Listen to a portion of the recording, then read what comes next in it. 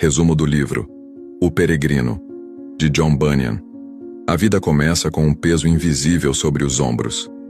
Não é físico, mas dobra a coluna da alma. Cristão sente esse fardo desde o primeiro instante, uma angústia constante, uma culpa sem nome, uma inquietação que não o deixa dormir. O mundo ao redor segue normal, mas dentro dele algo grita. Ele tenta ignorar, tenta se distrair, tenta se adaptar. Mas quanto mais tenta viver como todos, mais percebe que algo está errado. A dor não vem de fora. Vem de saber que continuar assim é caminhar para a perdição. Cristão descobre nos livros e nas palavras de um mensageiro que existe um caminho. Não um caminho fácil, nem confortável, mas um caminho de salvação.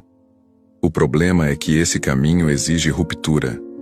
Exige abandonar a cidade da destruição, deixar para trás a segurança falsa, as pessoas queridas, as desculpas que confortam.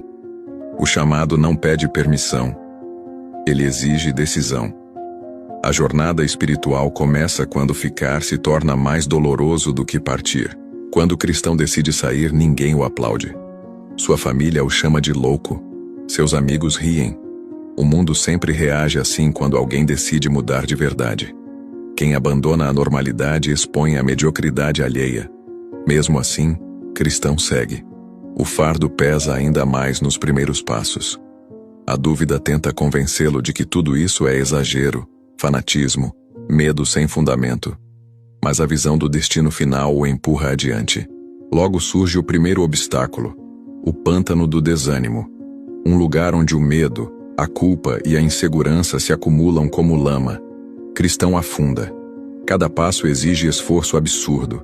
Ele quase desiste. É o retrato perfeito do início da transformação interior. Quando a pessoa decide mudar, tudo parece piorar.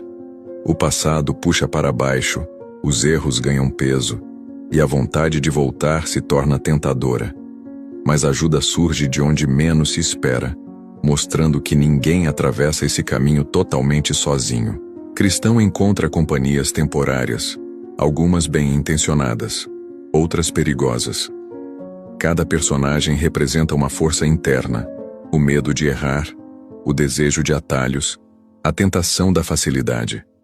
Nem todo conselho é sabedoria. Nem toda amizade leva ao destino certo. Bunyan deixa claro que discernimento é tão importante quanto fé. Seguir qualquer voz pode ser tão fatal quanto não seguir nenhuma. O caminho estreito exige renúncia constante. Cristão aprende que não basta começar bem, é preciso continuar. A cada etapa, o fardo parece mudar de forma. Às vezes mais leve, às vezes mais pesado. A culpa, o orgulho, o medo e a vaidade tentam se disfarçar de virtude. O maior inimigo não aparece com monstros, mas com argumentos convincentes. A verdadeira batalha acontece dentro da mente. Em determinado momento, o cristão chega ao lugar da cruz. Ali, sem esforço, sem barganha, sem mérito, o fardo simplesmente cai. Não porque ele mereceu, mas porque a graça não funciona como recompensa. Esse é o ponto central da obra. A libertação não vem da perfeição, mas da entrega. O peso que esmagava sua alma rola para longe, e pela primeira vez ele caminha ereto, livre, mas não ileso, salvo, mas ainda em jornada. A liberdade não encerra a caminhada, ela redefine o propósito. Cristão agora segue não por medo da condenação, mas por desejo de transformação. Ele recebe vestes novas, símbolos de uma identidade renovada, e um selo que não o isenta das dores, mas lhe dá direção. O caminho continua difícil, mas agora há sentido. E quando há sentido, o sofrimento deixa de ser absurdo.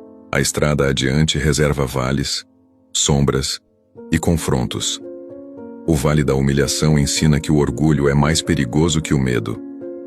O vale da sombra da morte mostra que fé não elimina o terror, mas impede que ele paralise.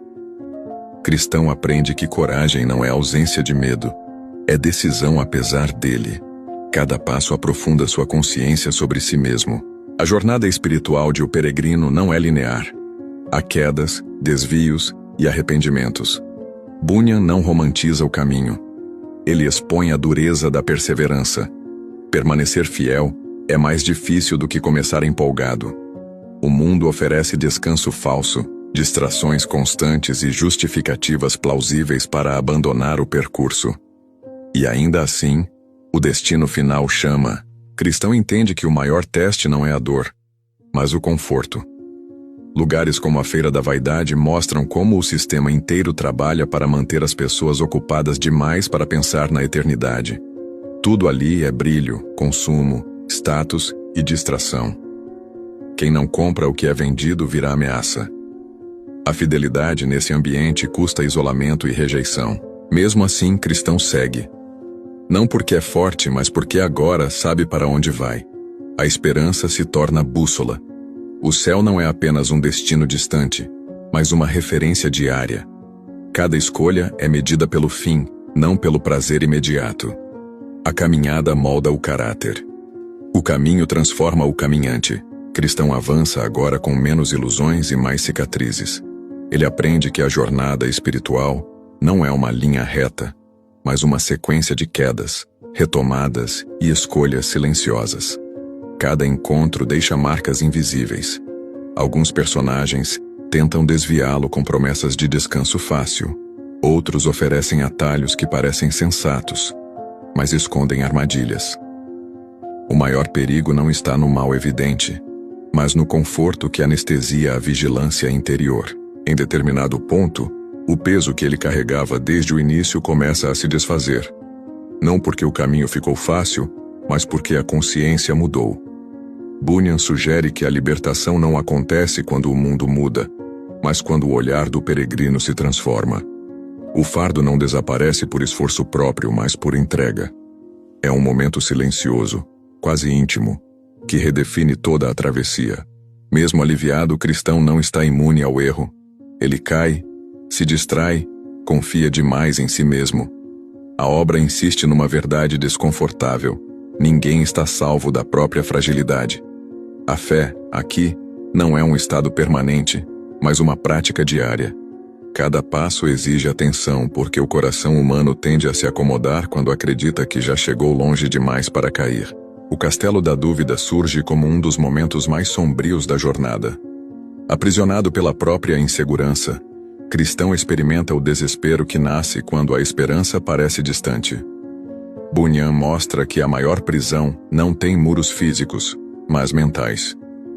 A saída não vem de fora, mas da lembrança de verdades esquecidas. A chave sempre esteve com ele, mas o medo o fez esquecer disso. Ao retomar o caminho, cristão passa a ajudar outros peregrinos. A jornada deixa de ser apenas individual. Ele entende que amadurecer é também carregar o outro por alguns passos. A fé deixa de ser defesa e passa a ser serviço. Bunyan constrói aqui uma ideia poderosa. Ninguém caminha verdadeiramente para a luz se não aprende a iluminar o caminho alheio. A cidade celestial aparece como promessa distante, mas constante. Não é um lugar descrito em detalhes físicos, porque seu valor não está na forma, mas no significado. Representa a plenitude, a reconciliação, o fim do conflito interno. Cada decisão correta aproxima cristão desse destino, não em quilômetros, mas em coerência entre aquilo que ele crê e aquilo que vive. O rio final não é apresentado como ameaça, mas como passagem inevitável. Bunyan encerra a jornada lembrando que o medo da travessia final depende daquilo que se carregou ao longo do caminho. Para alguns, o rio é raso. Para outros, profundo e turbulento. Não é o rio que muda, é o peso interior de quem o atravessa. O peregrino termina sem triunfalismo. Não há glória barulhenta, apenas conclusão. A verdadeira vitória não está em vencer inimigos externos, mas em permanecer fiel quando ninguém está olhando. Bunyan deixa claro que a caminhada espiritual não é sobre perfeição, mas sobre direção. Não sobre nunca cair, mas sobre sempre levantar com mais consciência. Essa obra atravessou séculos porque fala menos de religião e mais da condição humana. Todos carregam fardos, enfrentam atalhos tentadores, caem em dúvidas e seguem mesmo assim.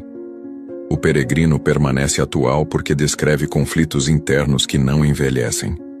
Ele não entrega respostas prontas, mas espelhos desconfortáveis.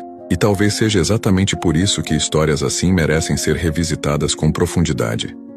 Porque entender essa jornada é entender a própria.